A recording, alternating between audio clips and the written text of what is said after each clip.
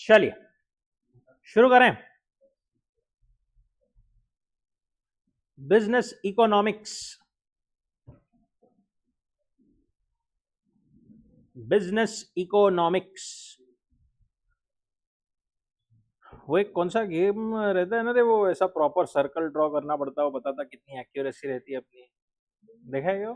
क्या नाम है उसका?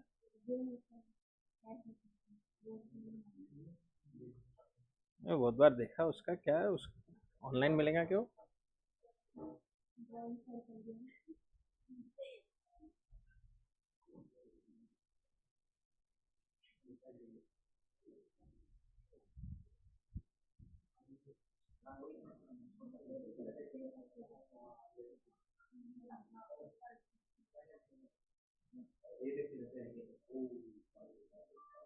ओह, यही है नहीं?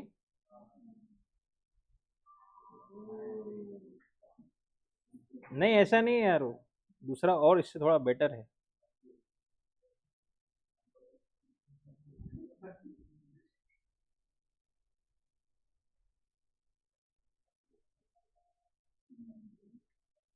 यही है क्या कि और भी दूसरा है?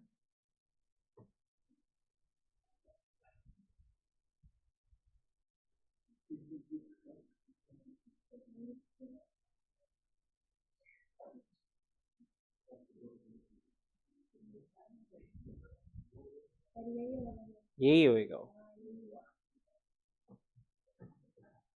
खेलते एक आध दिन यही खेलते अपन। आज बहुत कम लोग हैं नहीं?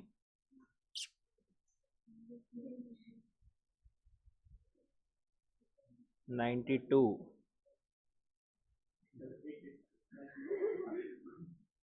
Anyone wanna try?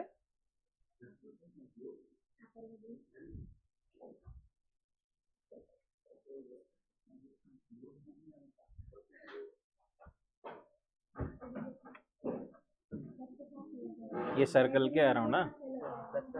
हाँ, एक और ट्राई।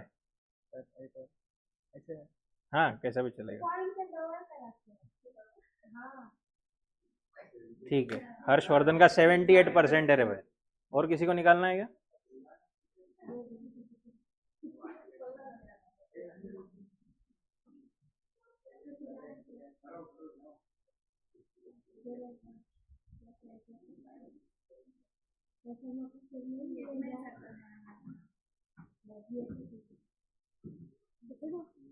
ये इस पे ऐसा रख करके नॉर्मल जैसा अपन पेन चलाते हैं ना वैसे। अरे अरे गलत वे हो गया वो। इधर देखते रहे सर्कल के आसपास में। 61, 72। इसका कितना था? 78। करते एक दिन यही ऐसे कंपटीशन करते अपन। देखते ये वीक में जमा तो। चलो कमिंग बैक हियर, कहां पर? किधर गया रे? इकोनॉमिक्स, हाँ। बिजनेस इकोनॉमिक्स, बिजनेस इकोनॉमिक्स में चैप्टर नंबर 3 जो है अपन देख रहे थे। चैप्टर नंबर 3 में theory of production and cost में पहला वाला यूनिट थियरी ऑफ प्रोडक्शन अपन देख रहे थे। प्रोडक्शन में अलग अलग फैक्टर्स देखे थे अपन ने प्रोडक्शन के, लैंड, लेबर, कैपिटल, एंटरप्रेन्योर। उसमें एंटरप्रेन्योर के फंक्शंस देखे थे अपन ने। लास्ट चीज, एंटरप्रेन्योर के फंक्शंस क्या क्या है? 3 मेन फंक्शंस है। सबसे पहला initiating business enterprise and resource coordination. दूसरा क्या है? रिस्क बेयरिंग और अनसर्टेनिटी बेयरिंग। तीसरा क्या है? Innovation. Right now next point और next area is enterprise objectives and constraints. क्या बोलते हैं? एंटरप्राइज, कोई भी एक बिजनेस, कोई भी एक एंटरप्राइज काम करता है तो उसके सामने कुछ तो ऑब्जेक्टिव्स एंड कंस्ट्रेंट्स रहते हैं, ठीक है। उसके सामने कोई भी बिजनेस अपना जब काम करता है तो उसके सामने कुछ ऑब्जेक्टिव्स भी रहते हैं उसके, और कुछ कंस्ट्रेंट्स भी रहते हैं। पहले अपन बात करते हैं ऑब्जेक्टिव्स की, बाद में बात करेंगे कंस्ट्रेंट्स की। ऑब्जेक्टिव, वैसे बताओ कोई भी बिजनेस बेसिकली मेन ऑब्जेक्टिव कोई भी बिजनेस का क्या रहना चाहिए या क्या रहता है? To earn profit. पैसे के लिए हर कोई करता है, राइट। तो स्टैंडर्ड अजम्पशन यही है, और इकोनॉमिक्स में भी अपन इसी बेसिस पर आगे पूरा एनालिसिस करेंगे कि भाई standard assumption about enterprise is that business activity is carried out with a sole objective of what? Earning profit. However, enterprise do not make decisions based exclusively on profit maximization. सिर्फ ये एक चीज के भरोसे business नहीं चलता, ये main motive है, बट सिर्फ एक ही ऑब्जेक्टिव के भरोसे बिजनेस नहीं चलता। Its objective will have to be set up in relation to its survival and growth in such environment. Objectives जो है वो 5 ब्रॉड कैटेगरीज में क्लासिफाई किए गए हैं। पहला ऑर्गेनिक, दूसरा इकोनॉमिक, तीसरा सोशल, चौथा ह्यूमन और पांचवा नेशनल। एक एक करके देखते हैं अपन। सबसे पहला point, organic objective. Organic objective क्या बोलता है? ऑर्गेनिक ऑब्जेक्टिव क्या बोलता है कि the basic minimum objective is to survive और स्टे अलाइव। ऑर्गेनिक मतलब बेसिक, एकदम फंडामेंटल ऑब्जेक्टिव। वो क्या है कि भाई वो बिजनेस सर्वाइव कर पाए और अलाइव रह पाए मार्केट में। ग्रोथ, प्रॉफिट, ये सब चीजें आगे की बात है, बट ये सब चीजें कब कर पाएगा वो? जब इट वुड बी मतलब able to ensure basic survival. अगर वो लॉन्ग टाइम तक सर्वाइव ही नहीं कर पाएगा, अलाइव ही नहीं रह पाएगा कोई बिजनेस, तो आगे ग्रोथ और वो क्या काम की? बरोबर। Enterprise can survive only if it's able to produce and distribute products at a price which enables it to recover its cost. मतलब ये लाइन से क्या बोल रहे हो सिंपली, कि अगर वो अपने कॉस्ट से ऊपर प्राइस कमांड कर पा रहा है, दैट इज सिंपल टर्म्स में प्रॉफिट अगर कमा पा रहा है तो ही वो जिंदा रह पाएगा। लॉसेस में कब तक चलाएगा कोई भी बिजनेस, राइट। जैसे अभी अपन देखते हैं जोमेटो वगैरह इन्वेस्टमेंट ले लेकर लॉस वॉस में चलते हैं, बट उसकी भी एक लिमिट है। जिंदगी भर तो लॉस में नहीं चल सकता कोई भी business, right. If an enterprise does not recover its cost, then it will not be in position to meet obligation to creditors, suppliers and employees, and it will be forced into bankruptcy, right. Therefore survival is essential for the continuance of business activity. Once enterprise is assured of its survival, it will aim at growth and expansion. एक बार आपने basic survival अपन ने ensure कर लेना है, उसके बाद में growth, expansion वगैरह सबकी बातें होती रहेगी। तो पहला बेसिक ऑब्जेक्टिव क्या है किसी भी एंटरप्राइज का? टू सर्वाइव और stay alive, that is organic objective.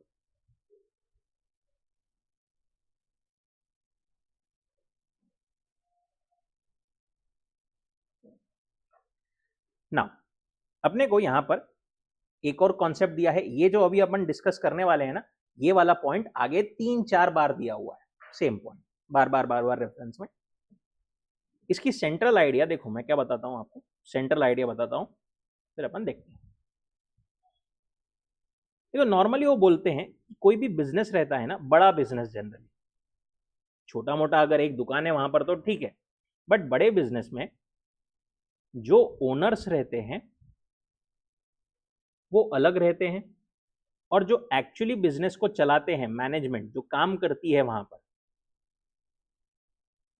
Management या मैनेजर्स,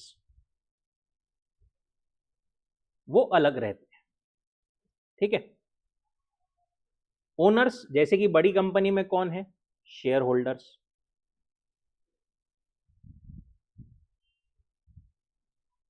शेयर होल्डर कंपनी चलाते हैं क्या? नहीं, शेयर होल्डर तो सिर्फ पैसा लगाते हैं, they are let's say owners. और मैनेजमेंट या मैनेजर जो है, एक्चुअली वो कंपनी में जो लोग काम करते हैं वो लोग कंपनी को चलाते हैं। अब जो ओनर्स है ना, उनके ऑब्जेक्टिव अलग रहते हैं, और जो मैनेजमेंट है उनके ऑब्जेक्टिव अलग रहते हैं। There is a separation between ownership and management, right. और इसीलिए दोनों के ऑब्जेक्टिव्स भी अलग अलग रहते हैं। ओनर्स हमेशा क्या चाहेंगे? Profit, dividend, that is to say profit only. Dividend भी कहां से आएगा? प्रॉफिट से आएगा। उनको अच्छा खासा प्रॉफिट होता रहे, उनके शेयर की वैल्यू बढ़ती रहे, बरोबर। कंपनी रिस्क ले थोड़ा सा जिसके कारण ज्यादा प्रॉफिट हो, right. At the same time ये लोग जो मैनेजर्स वगैरह हैं, ये क्या चाहते हैं कि इनका जॉब सिक्योर रहे, इनको ऑफिस में प्रॉपर फैसिलिटीज वगैरह मिलती रहे। ये लोग ऐसा चाहेंगे क्या कि कंपनी बहुत बड़ी रिस्क ले? इसमें कंपनी ने रिस्क ली तो इनकी जॉब भी रिस्क पे चली जाएगी फिर तो ये लोग सोचते हैं कि मीडियम, एक नॉर्मल जो रिस्क है उसके हिसाब से काम होना चाहिए। ऐसा वहां पर सेपरेशन हो जाता है between ownership and management. But ultimately कहीं ना कहीं जाकर के दोनों के ऑब्जेक्टिव्स वापस मिल जाते हैं, ऐसा थोड़ा बहुत अपने को एक्सप्लेनेशन दिया हुआ है। R.L. मरीस, इन्होंने क्या बोला है? In the theory of firm assumes that goal that managers set for themselves is to maximize firm's balanced growth rate subject to managerial and financial constraint। ये लोग क्या चाहते हैं? बैलेंस्ड ग्रोथ चाहते हैं।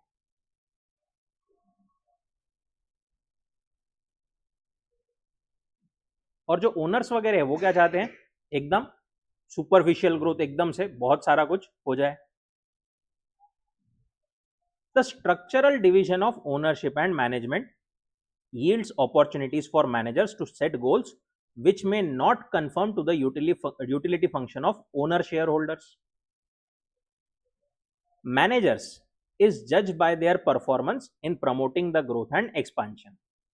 मैनेजर की मतलब मैनेजर अच्छे से काम कर रहा है या नहीं, उसकी जजमेंट कैसे बेसिस पर होती है? कि वो ग्रोथ में कितना कंट्रीब्यूट कर रहा है। While owners want to maximize their utility, which is profit, capital, market share, public reputation, owners क्या चाहते हैं? कि हमें प्रॉफिट बहुत होता रहे, हमारा कैपिटल बढ़ता रहे, मतलब शेयर की वैल्यू बढ़ती रहे, राइट। मार्केट शेयर कंपनी का और ज्यादा बढ़े, राइट। पब्लिक रेपुटेशन बहुत ज्यादा अच्छी हो जाए। But managers want to maximise their utility, which includes, वो क्या चाहते हैं? उनकी सैलरी बढ़ती रहे, उनकी पावर रहे ऑर्गेनाइजेशन में, मतलब उनका वट रहे, अपन ऐसा बोलते हैं ना, राइट। एम्प्लॉयज चाहते हैं, मैनेजर चाहते हैं कि उनका वट रहे, वैसा ऑर्गेनाइजेशन में पावर रहे, स्टेटस रहे एंड जॉब सिक्योरिटी रहे, बरोबर। थोड़ी बहुत इन दोनों में ऐसी कॉन्फ्लिक्ट अपने को दिखती है, but Morris argues that most of the variables incorporated in both of them are positively related। मारिस का बोलना है ऐसा है, बट स्टिल दोनों थोड़े बहुत एक दूसरे से रिलेटेड है। ये लोग चाहते हैं इनकी सैलरी बढ़े। इनकी सैलरी कब बढ़ेगी? जब कंपनी के प्रॉफिट्स बढ़ेंगे, बरोबर। इनकी जॉब सिक्योर रहे, ये चाहते हैं। इनकी जॉब सिक्योर कब रहेगी? जब बिजनेस सिक्योर रहेगा। तो कहीं ना कहीं दोनों एक दूसरे से थोड़े बहुत रिलेटेड ही है, and therefore two utility functions converge into single variable, namely steady growth in the size of the firm। Ultimately दोनों का एक मोटिव निकल के आता है कि स्टेडी ग्रोथ होती रहे फर्म की। Managers do not aim at optimising profits, rather they aim at optimization of the balance rate of growth, which involves optimization of rate of increase of demand for commodities of the firm and rate of increase of capital supply। देखो again वो क्या बोल रहे हैं कि owners चाहते हैं कि प्रॉफिट ऑप्टिमाइज हो जाए। प्रॉफिट ऑप्टिमाइज हो जाए मतलब कॉस्ट कम से कम हो, ऑफिस में फालतू का खर्चा ना हो, ठीक है। लैविश ऑफिस एकदम, और उसमें वेंडिंग मशीन भी चाहिए, कॉफी मशीन भी चाहिए। ओनर्स बोलेंगे काय को चाहिए? बट यहां पर जो मैनेजर्स वगैरह हैं वो क्या बोलेंगे? नहीं नहीं, हमको तो ऑफिस में ये सब चाहिए, बरोबर। ऐसा हो सकता है। वो बोलते हैं Balanced growth rate is the ultimate solution between two, which involves optimization of rate of increase of demand for commodities of the firm and rate of increase of capital supply. दूसरा जो ऑब्जेक्टिव है economic objective, उस पर अपन बाद में आएंगे. पहले आते हैं नीचे सोशल ऑब्जेक्टिव पे.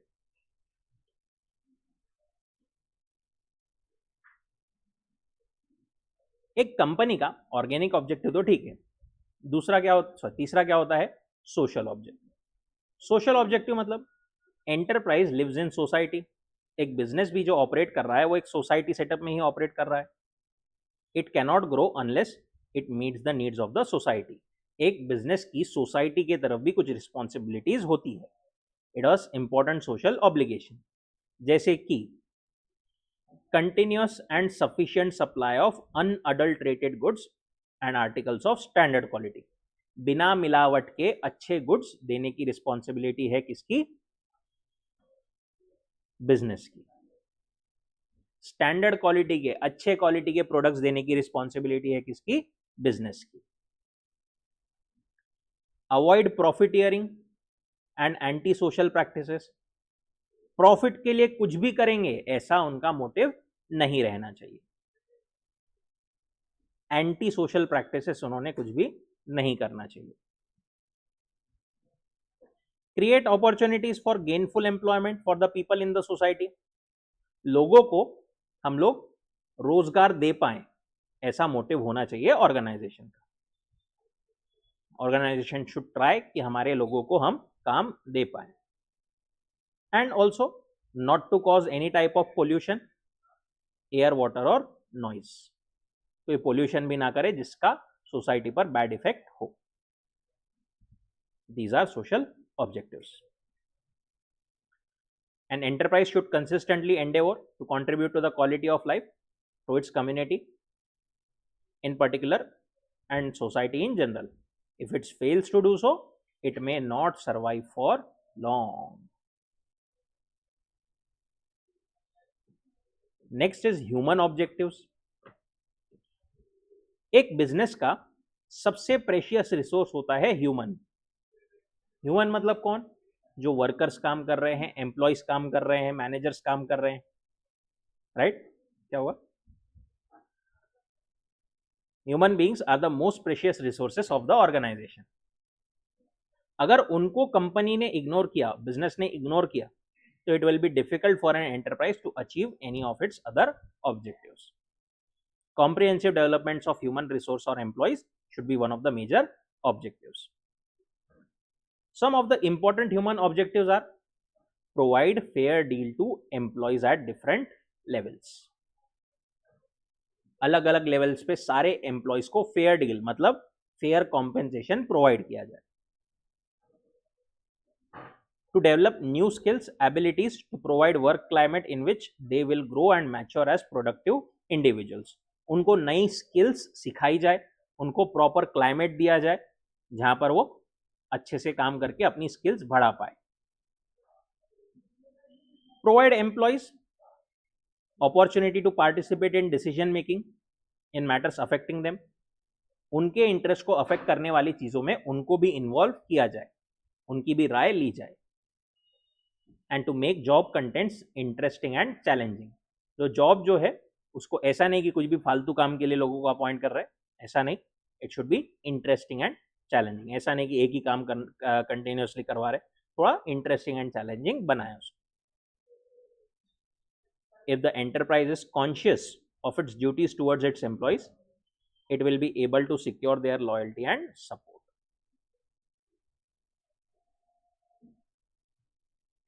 ऐसे ही होते हैं नेशनल ऑब्जेक्टिव्स. नेशनल ऑब्जेक्टिव्स मतलब क्या? Enterprise should Endeavour for fulfilment of national needs and aspirations and work towards implementation of national plans and policies. Some of the national objectives are remove inequality of opportunities and fair opportunity to all.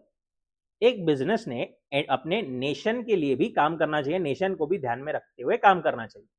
पहला point क्या है उसमें? कि उसने कोई discrimination वगैरह नहीं करना चाहिए, इन इक्वालिटीज को निकाल करके सभी लोगों को फेयर अपॉर्चुनिटी देनी चाहिए। Produce according to national priorities, जो नेशन की जरूरत है उस हिसाब से प्रोड्यूस करें। Help the country become self reliant and avoid dependence, make in India, make in Bharat, right. दूसरों पर डिपेंडेंस कम से कम हो, जो चीजें हमारे यहाँ नहीं बन पा रही है उसको हम कैसे बना सकते हैं इस पे ट्राई करें। And to train young men as apprentices and thus contribute in skill formation for economic growth and development। एक ओवरऑल जो है इकोनॉमिक ग्रोथ एंड डेवलपमेंट में हेल्प करे, नए नए लोगों को ट्रेन करे।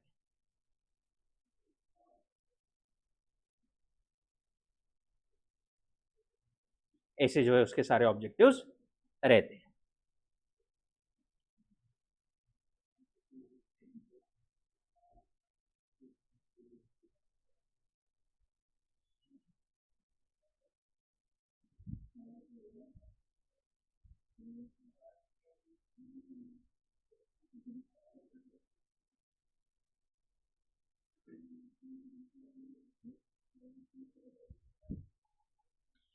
इकोनॉमिक ऑब्जेक्टिव्स के लिए अपने को थोड़ा ज़्यादा टाइम चाहिए, इसको अपन कवर करते हैं बाद में।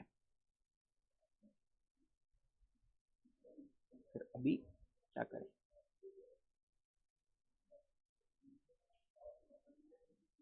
एक बार क्विकली पहले तो पूरा चैप्टर अभी तक देखते हैं क्या क्या देखा अपन ने। देखो इसमें बहुत सारा पार्ट, फर्स्ट वाले यूनिट में जो थ्योरी है, राइट, थ्योरी में से क्वेश्चन आते भी है। इसके आगे जो अपन पार्ट पढ़ेंगे वो थोड़ा सा, अब इसके आगे जो है वो क्या है, ग्राफ्स वगैरह सब, थ्योरी वगैरह थोड़ी इंक्लूडेड है। अभी तक अपन ने देखा मीनिंग ऑफ प्रोडक्शन। प्रोडक्शन मतलब क्या, adding of some utility. Utility मतलब क्या, कौन से टाइप्स की यूटिलिटी, चार,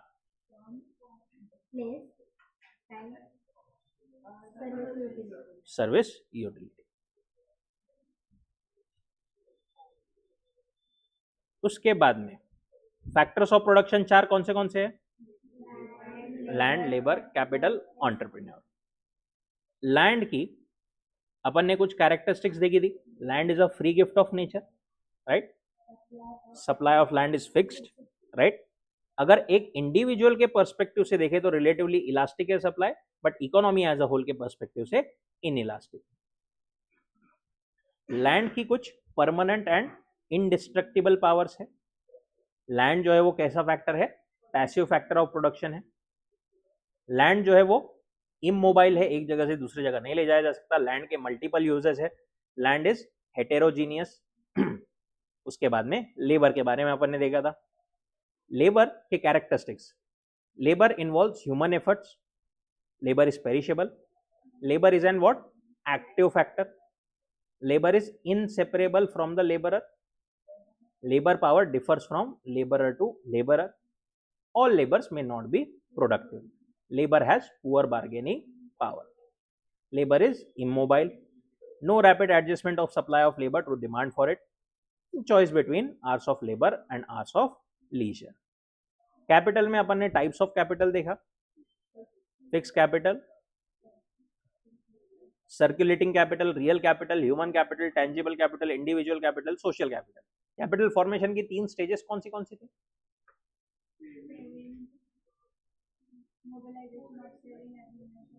सेविंग, मोबिलाइजेशन या channelisation of saving and investment.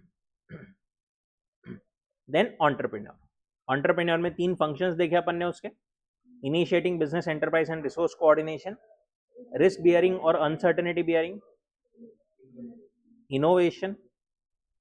ये तीन अपन ने देखे। उसके बाद में एंटरप्राइज के ऑब्जेक्टिव्स एंड कंस्ट्रेंट्स, उसमें से ऑब्जेक्टिव देखे अपन ने, 5 ऑब्जेक्टिव है, organic, economic, social, human, national.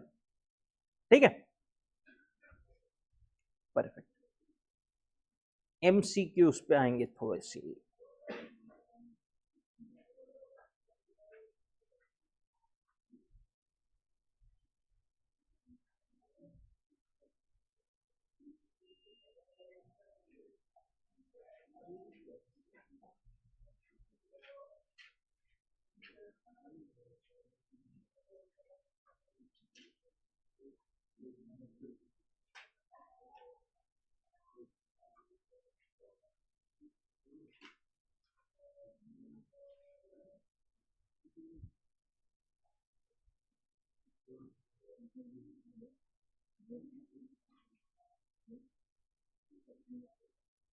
76.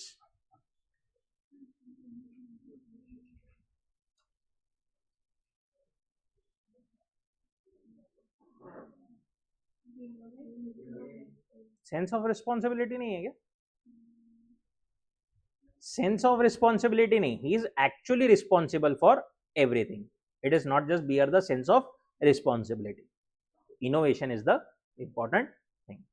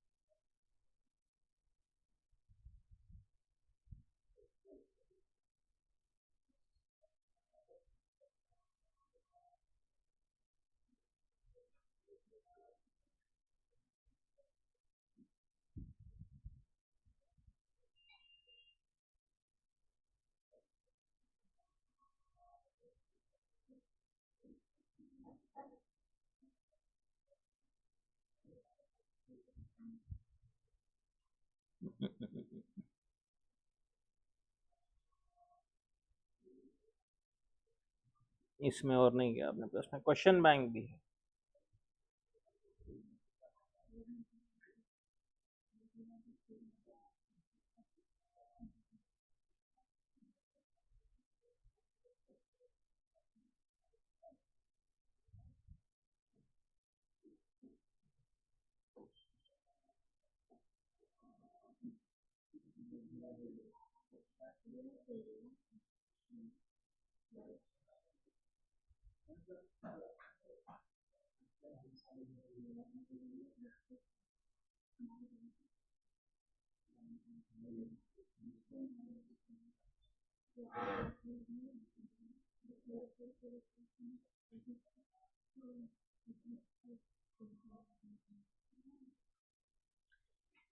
Question number 2.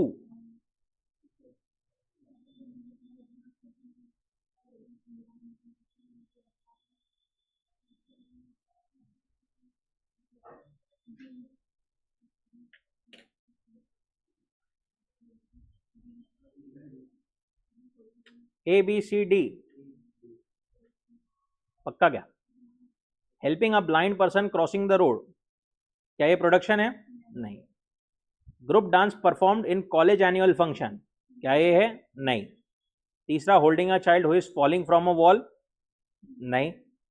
ये सब काय के लिए कर रहे हैं अपन? राइट. ये क्या इसका कोई इकोनॉमिक रिवॉर्ड था क्या? इकोनॉमिक मोटिव था क्या? नहीं. But performing an art in theatre is definitely production. Concept of innovative entrepreneurship was given by computer है क्या? जेके मेहता तो अपन ने नाम ही नहीं पढ़ा. एडम स्मिथ में यहां पर नाम नहीं पढ़ा. मार्शल इतने में नहीं पढ़ा. Computer was the person.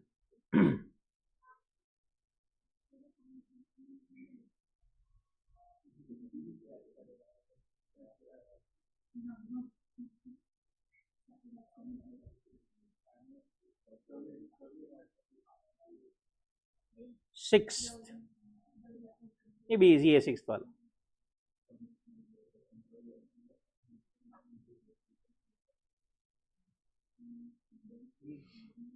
Supervision of day to day production activities, ये जो है वो उसका नेसेसरी फंक्शन नहीं है.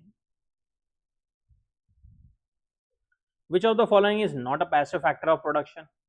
Land, building, labour, machine.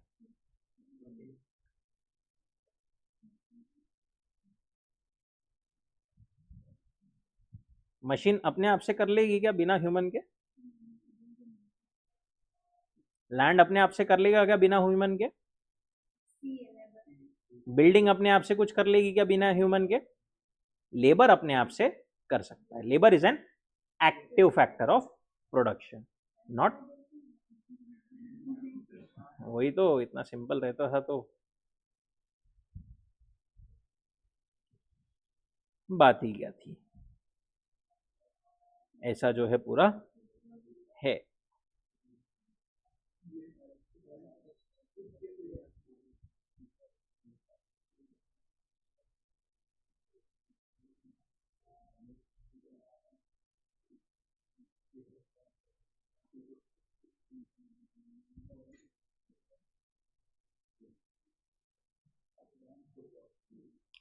ठीक है, बाकी सब मेन जो है आपके इसकी ही है।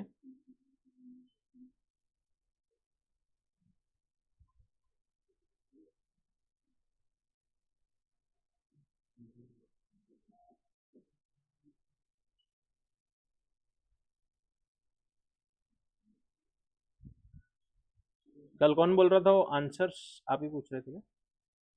ये यहाँ पर पीछे आंसर्स दिए।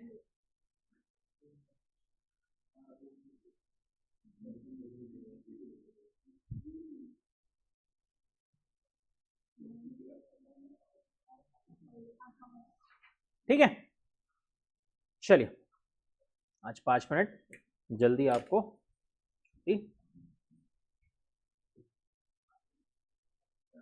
Enjoy tomorrow's festival.